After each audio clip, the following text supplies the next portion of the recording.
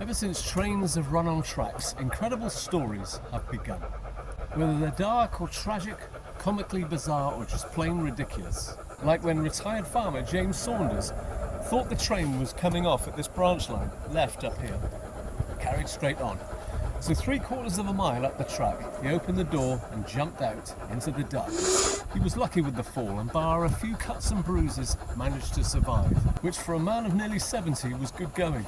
But this was 1865. People were tough back then.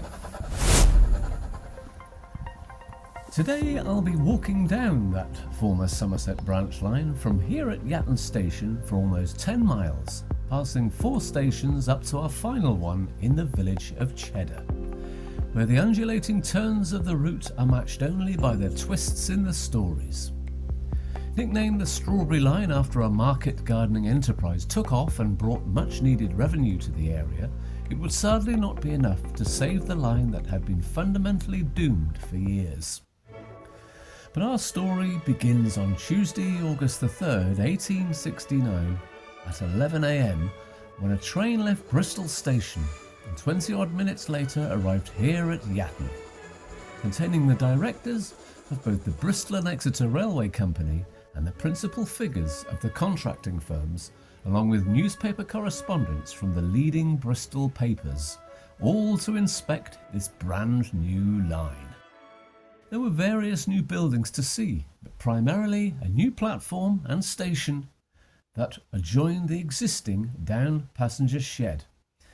They then reboarded for what was to become the inaugural journey on the brand new Cheddar Valley Railway.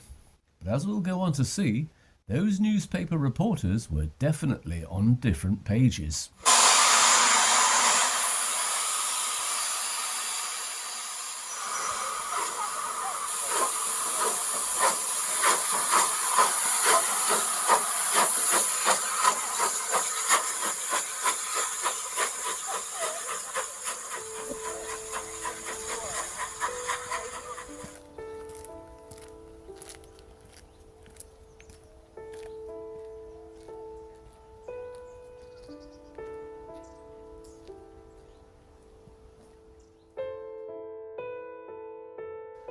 The Bristol Times and Mirror said, leaving the main line at Yatton, the branch proceeds through nearly 10 miles of some of the most beautiful and picturesque scenery of mid-Somerset.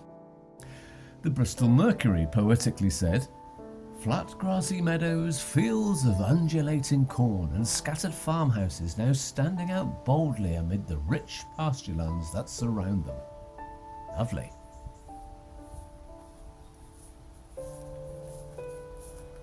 Further on, the more rugged slopes of the Mendips bounded the horizon.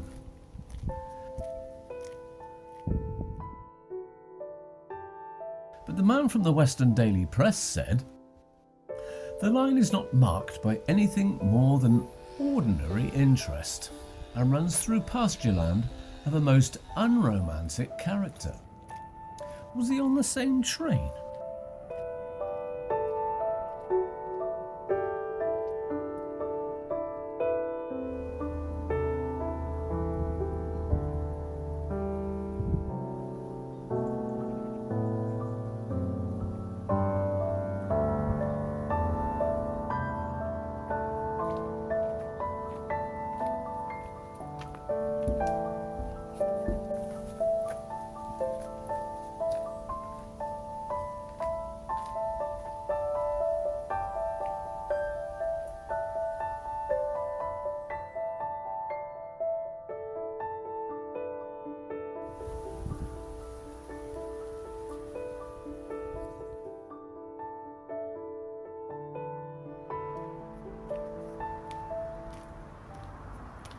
Just prior to our first station stop, after a mile and a half, we cross what we know as the A370. But here at the time of the railway, the road was forced up and over a humpback bridge, which is where these photos of Congsbury Station were taken from. No great shakes with the odd horse and cart, but when buses, lorries and cars eventually filled the roads, it was promptly levelled on the line's closure. Our correspondents approved of Congsbury Station, Even the hard-to-please man from the Western Daily Press, after pointing out its Gothic design, first-class ladies and general waiting rooms, mentioned the elegant-looking colonnade to protect passengers from the rain.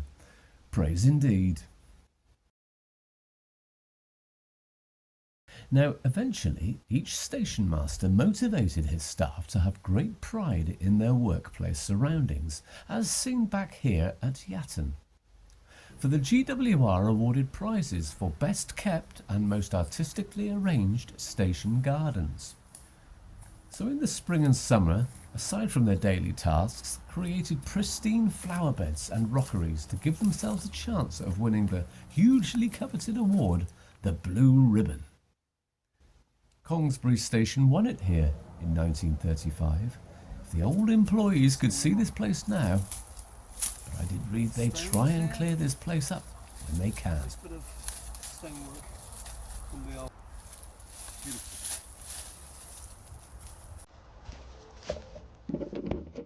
As we leave the station and look over to the left, we just about see the top of Kongsbury Church spire in the village.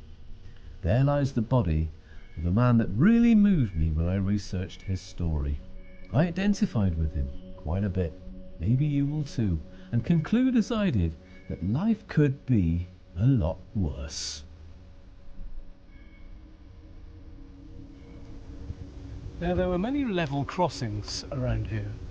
There's so many fields, it's just the way farmers get from one field to another. I'd like to tell you the story now of John Sperry. He was a 60-year-old unemployed farm labourer, and he didn't take to losing his job very well and immediately took to the bottle. Now, John Sperry had a lifetime's worth of depression, and he sunk fast. And living next door to the Spotted Horse was not a good thing for him, as he was in there clearly quite a bit. So one particular night he sunk so deeply that he tried to hang himself. His wife, hearing the noise downstairs, got down and managed to save him, cut him down. A couple of weeks later, still no job, still no work. And he was getting even worse. So he rose one day, very early in the morning, down to Kongsbury Pool, stood near the edge and threw himself in. He was saved by a journeyman butcher who took him home. He wasn't home long before he decided today was going to be his last day on this planet. So he came down here. He came down here to this level crossing where a railwayman saw him, knew him, and knew there was something not right about him. He asked the railwayman when was the next train, to which he replied an hour.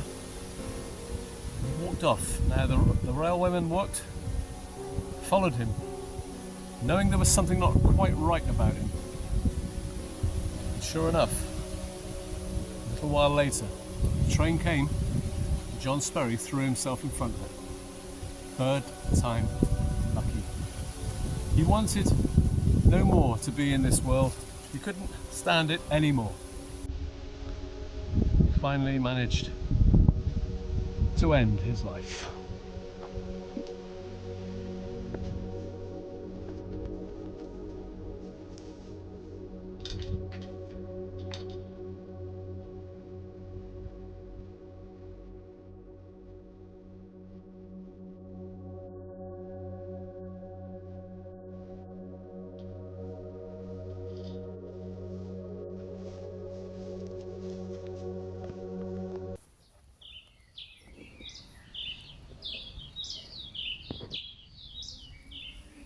Before the next station, Sanford and Banwell, I wasn't sure about what lay ahead.